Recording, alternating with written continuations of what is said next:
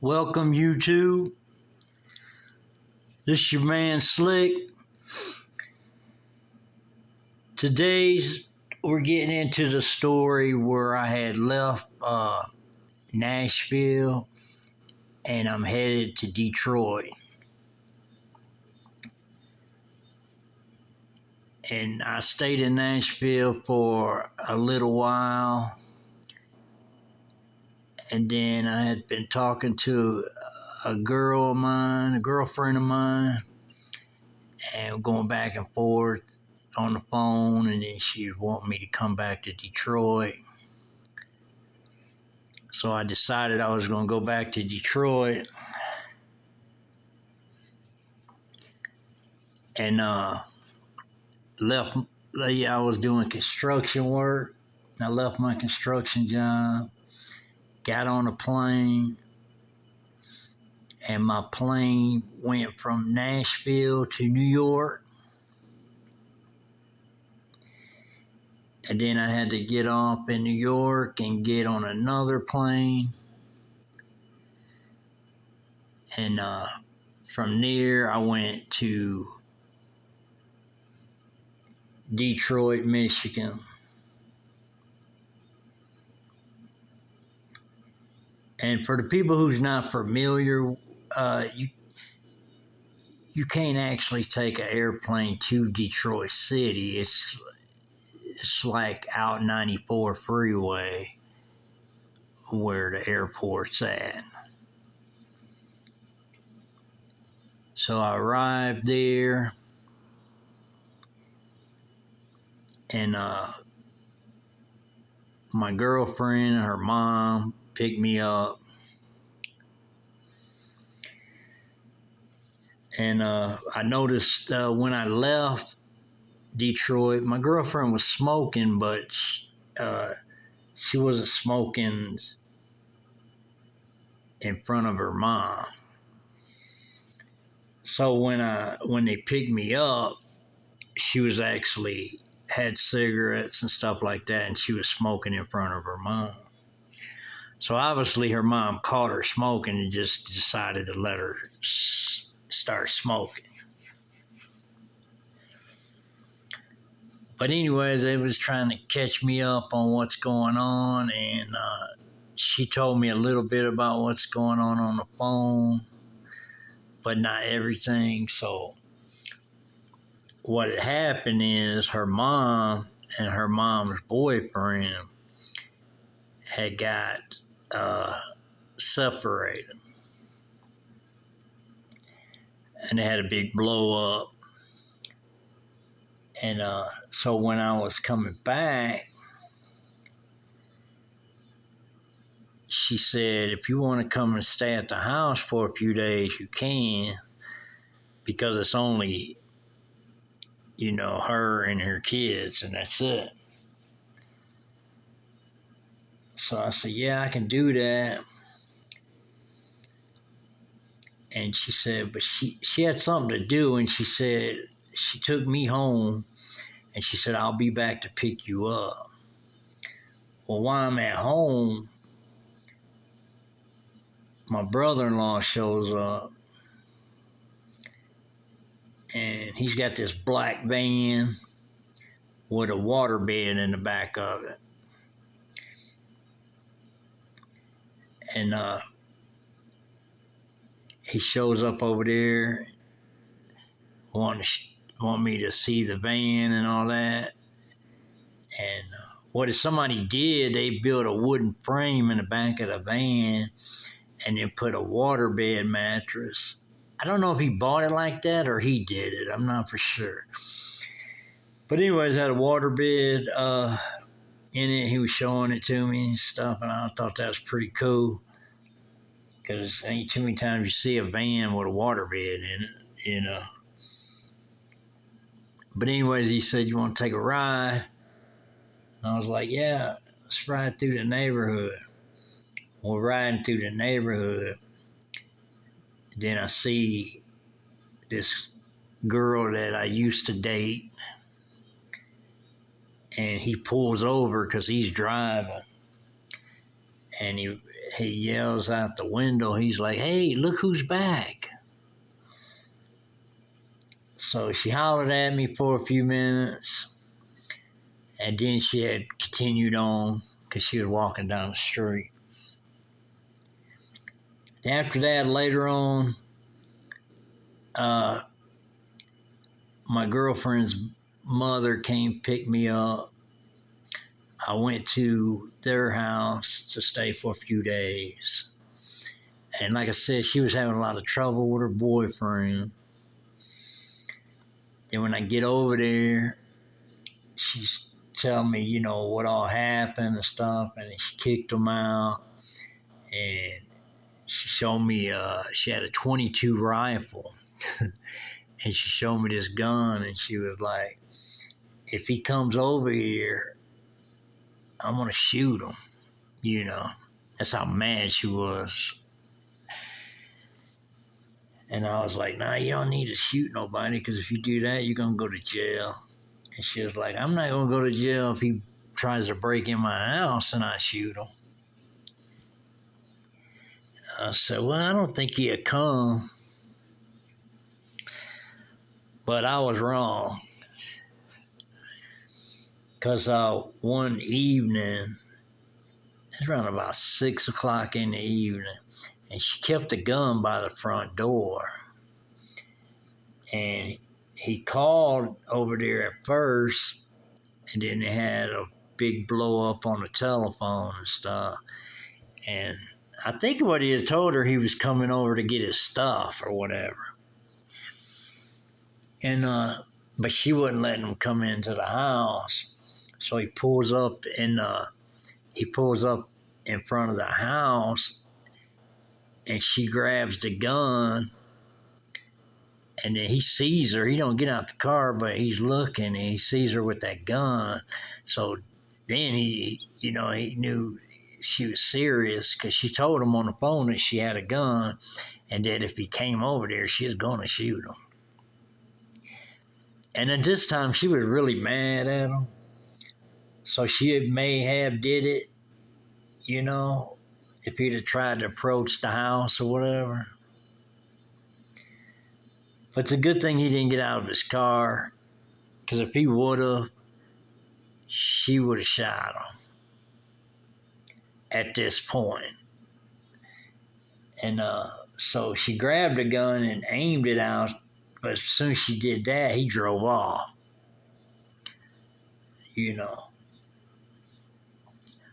So once I seen that, I knew it was kind of heated.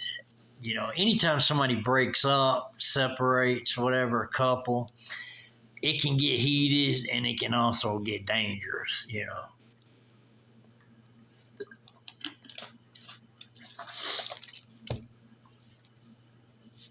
Anyways, he drives off,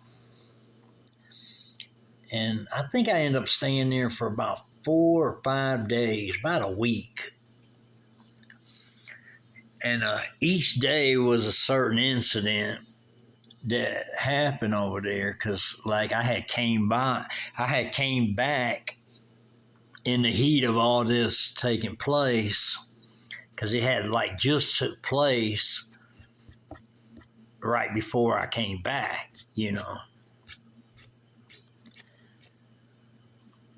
So but she was ready. She said if he comes to the house, a lot of times he'd park in the back and come in the back door. Sometimes he'd park in the front, come in the front door. But she was like, if he comes in this house or tries to kick the door down or something like that, I'm going to shoot him.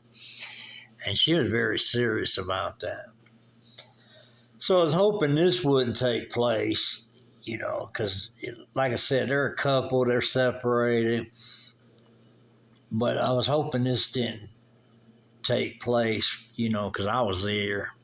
I didn't want to be really in the middle or something like that. But anyways, as a day passes, and then he's calling over there, talking to her on the phone, and she had took some vacation time from her job because she wasn't able to work and stuff like that. And Then one time she gets out in her. She had a yellow Fiesta, a small little car, and she gets out in it, and he talks her in for them to meet up. So this is what she told me because I wasn't there, but she had told me that when she went to meet him, he tried to get her to get in his car, and she was like, "No, you get in my car," because they was supposed to going to try to talk it out or whatever. So, and this lady's just really fuming hot. She's really mad. So she says that she's going down the street, and this is like a block from her house on another side street. And she's going down through there, and they're, basically yelling and screaming at each other and stuff like that. So it was really too heated at that point to meet up and try to talk it out or whatever. So she just gets really fire high, and there's like a park over there close by her house, and she ends up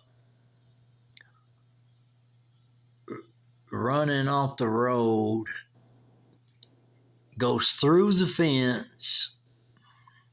There was nobody in the park, she said, but she went through the fence and then hit the slide on his side because he was in the passenger seat, and it broke the windshield of the little Fiesta car.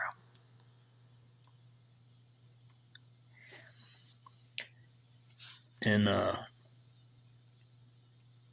but after this incident, then another day, he talks to her on the phone, then he talks her into them talking in the backyard. So he shows up, and so basically all he's trying to do is get back home, because he got kicked out of the house. And so they start talking in the backyard, and I'm still there at the house. And they start talking in the backyard, and then it's kind of, the temperatures kind of went down a little bit, so they're kind of trying to talk it out or whatever. And then later, he comes in the house. He comes in the house to fill a jug up with water because he was saying his radiator was low in his car. And so she let him come in the house and fill up a jug so he could put water in his radiator. So he does that, and me and my girl sitting in the living room on the couch. And we were surprised to see him come into the kitchen because we didn't know what they were talking about in the back, if things were still hot or what. And so he did that. Then they're working on trying to get their situation straightened out. And then all when this is happening, me and my girl is deciding to go get married, because we was really just didn't want to be in the middle of all that. We just wanted to get married and do our own thing, And so they kind of smoothed it over, not 100%, but they kind of smoothed it over. And And at this time, he has a silver Buick Regal. So once they working their thing out, she tells him that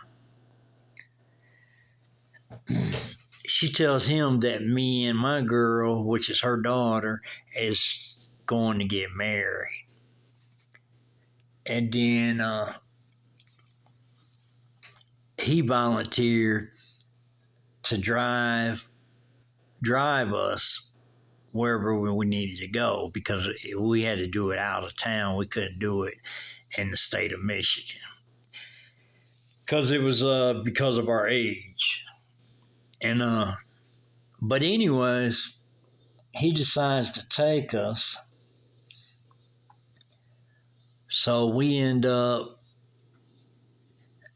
and they kind of smoothing things over at this point. So, there ain't no more chaos going on at this moment. And then we end up going to Ringo, Georgia from Detroit, Michigan. And then when we get to Ringo, Georgia,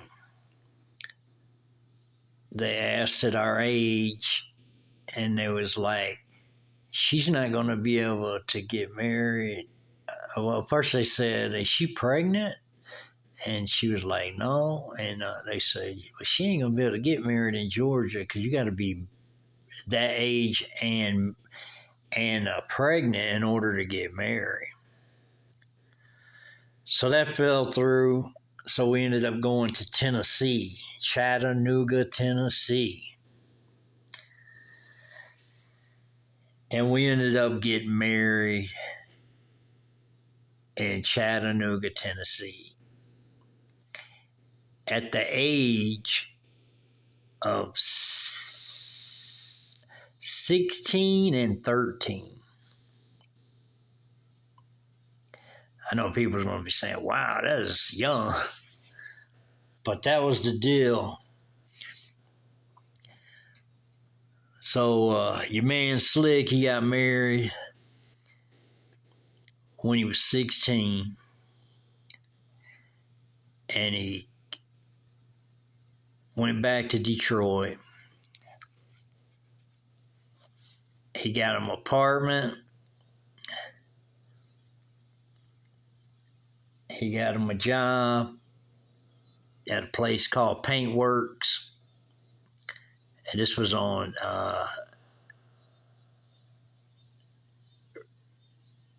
let's see, it was on DeQuinder and Riggs, a company called Paintworks. And it was out in Warren, close to Hazel Park. And not too far from the horse races out in Hazel Park.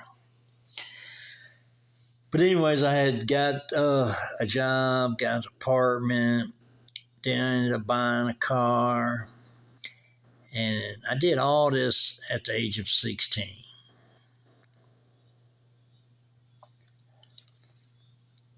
And actually got my life started early, and her life was started real early. And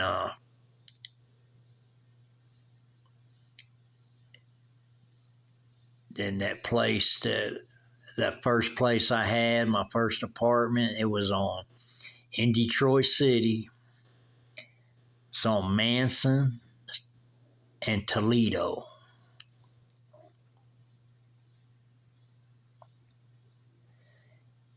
And this landlord that I had, he was pretty cool. I've known him for years. He was the owner of a junkyard. And his name was Gary.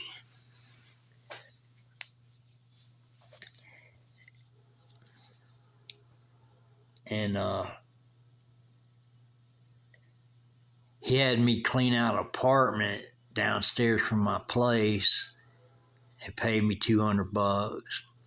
Then a couple times, he had a wood burning stove in his house. He lived on on the same street, just up the block.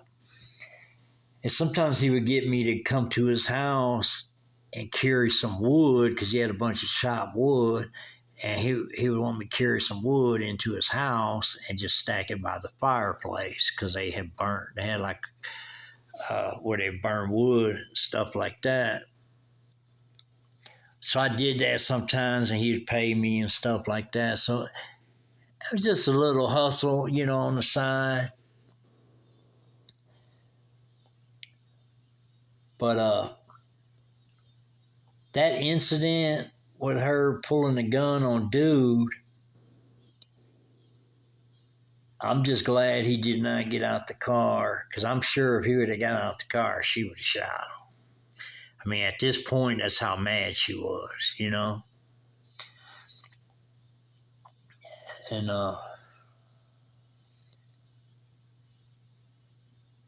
but luckily that didn't take place, But as time progressed, she ended up leaving that dude anyways. And I remember as time passed, I got my wife and my kids, and I moved to Tennessee. And then when I moved out to East Ridge, Tennessee, I had got a job with a place in Chattanooga, Tennessee called Light Realty. And Light Realty was a place where they just, I don't know if they really own I think it was a management company basically. They might have owned the places, I'm not for sure. But anyways, they had a lot of HUD houses and apartments and stuff like that all around Chattanooga. St. Elmo, Holtzclaw, just all around the area of downtown and East Ridge and stuff like that. And but anyways, I had got a job with this dude, and he was actually dating my aunt at the time. And he used to come over on the weekends and, play quarter bounce, stuff like that. Because he was a business dude, but he liked to drink, So anyways, when she introduced him to us, we was, at that time, the quarter bounce deal was big back then, and people would do that. But anyways, I was telling him I was looking for a job when we was in a conversation. And he said, I have a real estate company. He said, I'm looking for a painter. You know how to paint? And I was like, yeah, I've painted a lot, And I told him I actually worked at a painting company, but we spray painted over there. And he said, well, how about you come and see me? And this Light Realty company was in Chattanooga, Tennessee, and it was on Market Street. And a lot of people that's been around Chattanooga, Tennessee for a good period of time, they probably heard of Light Realty. And they probably rented from Light Realty because they had a ton of places all around the Chattanooga area. But anyways, he tells me to come and see him. So I go over there, and then we talk for a little bit. He tells me how much he's going to pay me. And he said, but I don't keep your time. You have to keep your time on paper, and then you turn it in to me, and then I'll pay you. And he said, that's how I work. And then I was like, all right, we can do that. And he said, well, come on, take a ride with me. So we ride over to a place downtown, and this couple, man and woman, is painting this, old wooden house, And he has me work with them, but on the way over there, he tells me that he's going to get rid of the man and woman and just get them a different paint crew. And I don't know why. He didn't say why. I don't know if they just wasn't doing a good job or what the situation was, but he was going to get rid of them. And then when he pulled up, they had like a green Volvo station wagon. And he said it used to belong to his ex-wife. But then he just started using it for a paint vehicle where you can haul paint and stuff, and then you can actually haul a ladder on top of the green Volvo wagon. And he told me, he said, hey, when I get rid of these people, he said, you're going to work with them for a couple of days, but Friday's their last day. And then he said, I'm going to let you get that Volvo wagon for a company vehicle where you know, haul paint, stuff like that, tarps and all that, because we actually painted the outside and the inside of different places. A lot of the places were duplexes, and they were like stucco, and we'd paint them beige on the outside. People from Chattanooga that's rented from Light Realty, they know exactly what I'm talking about. And but anyways, we'd paint them beige on the outside, and then the whole inside would be all white. They wanted everything white, you know. So that's what I had did, and I worked a couple days with them. Then after that, they left, and then it was me. And then later, I found out he had a carpenter crew, and then he had like a maintenance crew, and he had different guys working for the Light Realty company under him. But he wasn't the owner; he was just in charge, stuff like that. And he was the guy that paid you and all that. All you did was turn your time in, and he'd pay you cash money. But, you know, meeting this dude really hooked me up because, like I said, he was going with my aunt, and he just, you know, wanted to help me out. And so he gave me a job, that Volvo station wagon for a company vehicle, but he said I can use it for my own use too, and I did for a while until I got my own car. But he said you could use that, and then he said, where I met you at, that was your brother's place, wasn't it? And I said, yeah, I'm staying with him until I can find a place. He said, well, I'm going to give you a place too. So that's how I ended up living in East Ridge, Tennessee. And, but anyways, he had gave me apartment on Carwheel Lane off of Ringo Road in East Ridge, Tennessee. And it was that's just a one street in and out situation. It's got a bunch of duplexes all on the east side of it. And that was the place that he gave me. So he really hooked me up when he gave me a job, a car, and a place to live. And then he told me, he said, the way we'd do it is I'll just charge you so much for rent, and you could just pay me, you know, however you want to pay me, like that.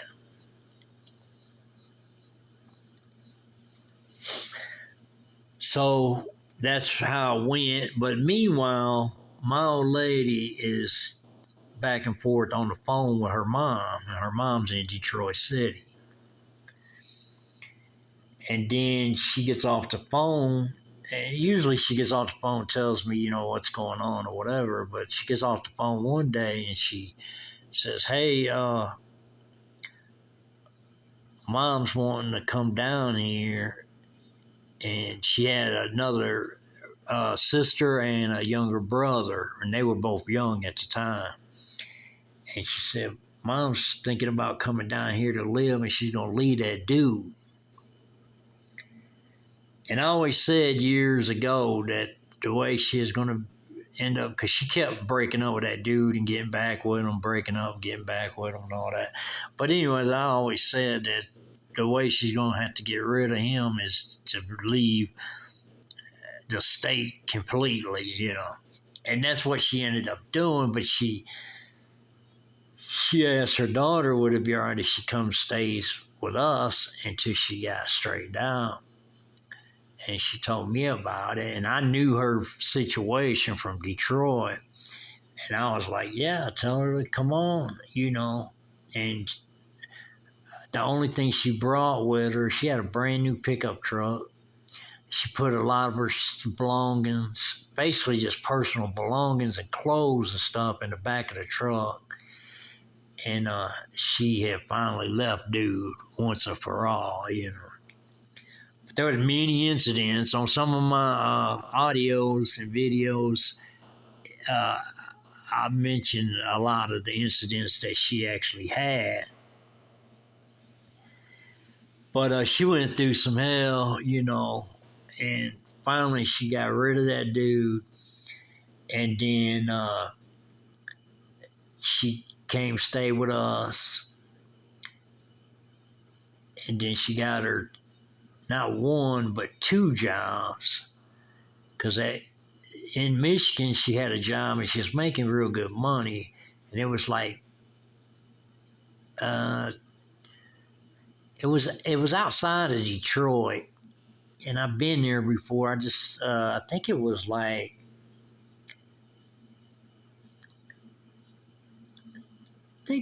on 11 or 12 mile road or whatever. But I could be wrong about that. I've been there like a couple times, but it's been many years ago, so I really ain't for sure. I know it was outside of Detroit, and